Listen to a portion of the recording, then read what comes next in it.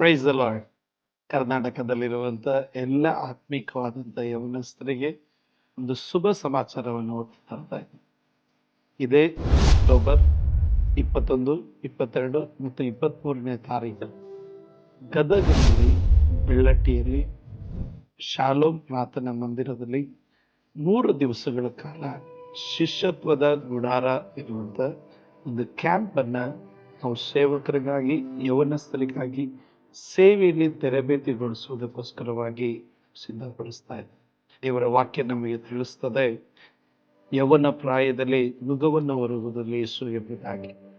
ಯೌವನಸ್ಥರು ನಾವು ಯಾವ ನುಗವನ್ನು ಹೊರಬೇಕು ಎನ್ನುವುದು ದೇವರ ವಾಕ್ಯ ನಮಗೆ ಸ್ಪಷ್ಟವಾಗಿ ತಿಳಿಸ್ಕೊಡುತ್ತೆ.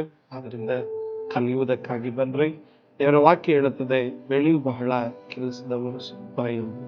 ಯೇಸು ಸ್ವಾಮಿ ತನ್ನ ಶಿಷ್ಯರಿಗೆ ಕೊಡಲ್ಪಟ್ಟಂತ ಕೊನೆಯ ನಿಯೋಗ ನಾವು ಲೋಕದ ಕಟ್ಟಕ ಸಾಕ್ಷಿಗಳಾಗಿರಬೇಕು ಎಂಬುದಾಗಿ. ಹಾಗಾದ್ರೆ ಈ 3 ದಿವಸಗಳ ಕಾಲ ನನ್ನ ಸಂಗಡ ಅನೇಕ ಸೇವಕರುಗಳು ನಿಮ್ಮನ್ನ ತರಬೇತಿಗೊಳಿಸುವುದಕ್ಕೂ ಉಪದೇಶಿಸುವುದಕ್ಕೂ ಕ್ರಿಸ್ತನ ಒಂದು ಒಳ್ಳೆ ಸೈನಿಕನಾಗಿ ನಿಮ್ಮನ್ನ ಮಾರ್ಪಡಿಸುವುದಕ್ಕೂ ಇಗೋ ನನ್ನ ಜೊತೆಗೆ ಸೇವೆ ಮಾಡಲಿಕ್ಕಿದ್ದಾರೆ. ಆದ್ರಿಂದ ಯಾರು ಸಹ ಈ ಕ್ಯಾಂಪನ್ನ ತಪ್ಪಿಸಿಕೊಳ್ಳಬೇಡ್ರಿ. ಪರದ ಮೇಲೆ ಕಾಣಲ್ಪಡುವಂಥ ನಂಬರ್ಗಳಿಗೆ ಕಾಲ್ ಮಾಡ್ರಿ.